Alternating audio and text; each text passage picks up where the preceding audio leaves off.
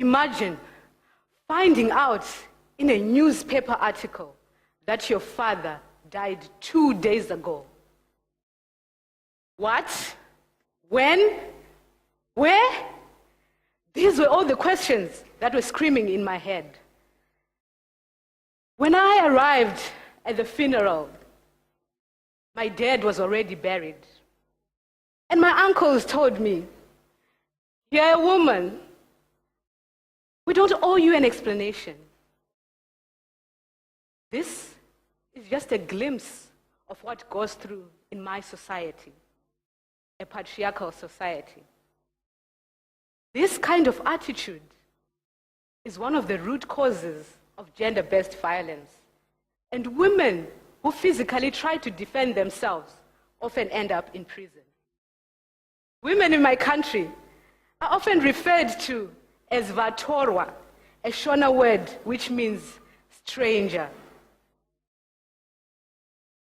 I remember my days in elementary school vividly, when a trusted friend of the family molested me.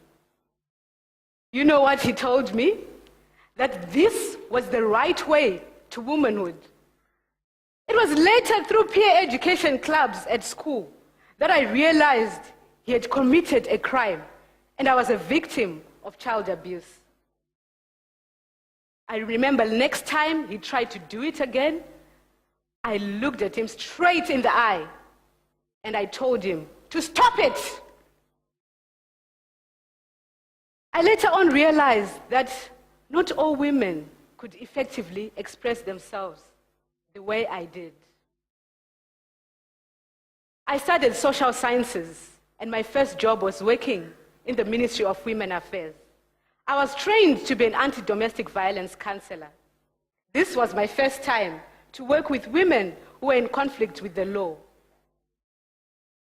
The courts would often refer cases of domestic violence to us. To date, domestic violence is the #1 killer in Zimbabwe.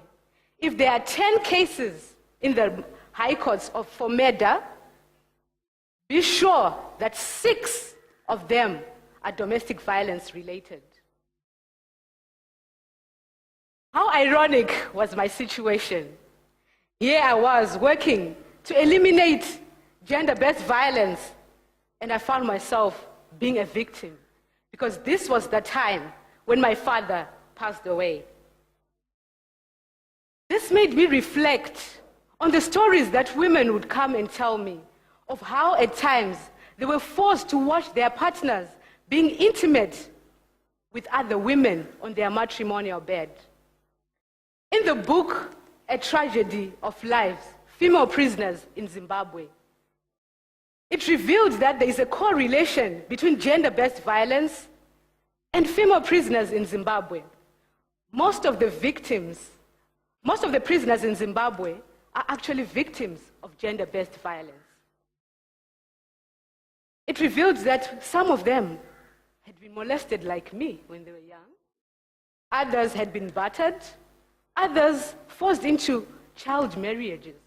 I began to empathize with these women.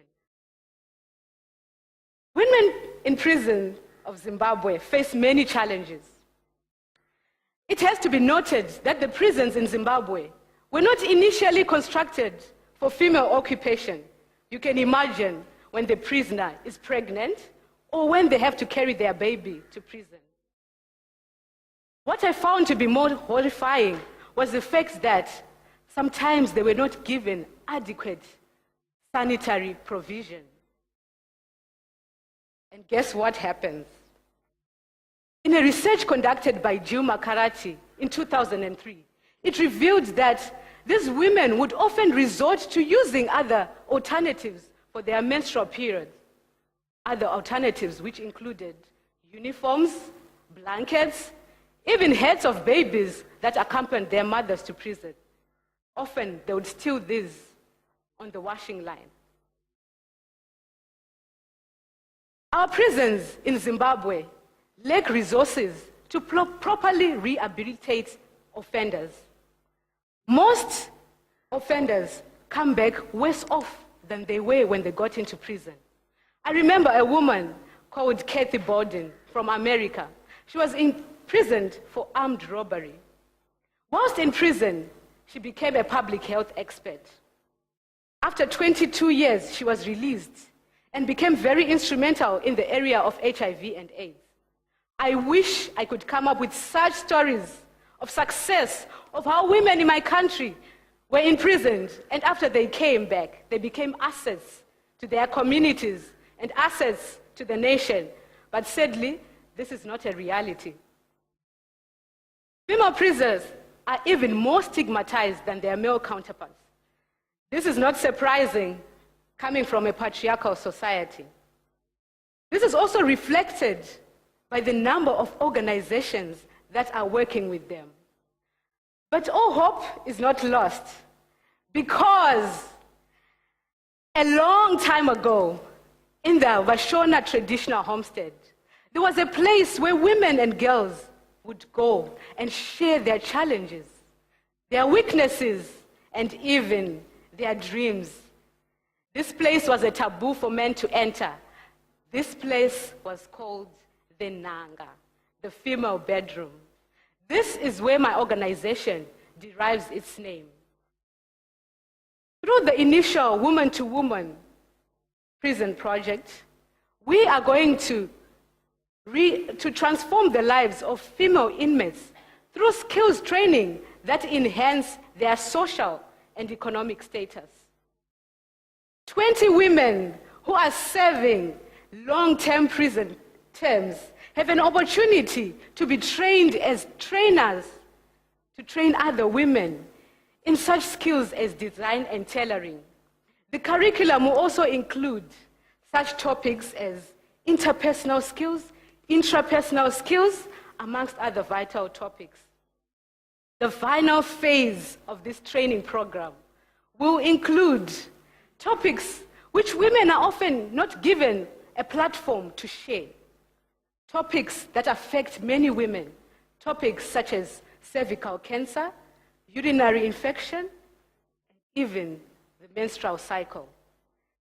Women have an opportunity to even design their own reusable sanitary wear, which they can use and also resell to improve their livelihoods, both in and out of prison. Upon their release, women, ex-inmates, have an opportunity to become sales representatives after completing a marketing course and a 3-month probation period, thereby reducing their unemployment rate and also their reoffending rate. Usually, I ask people this question: what are the richest places on earth? They tell me of countries like Switzerland, Germany. Some even tell me of graveyards and gold mines. But I say the richest places on earth are prisons. Why? Because prisons have something that we are all lacking, which is time. In this project, we're going to transform the lives of inmates by properly rehabilitating them using this vital resource, time, through skills training that enhance their social and economic status. Thank you.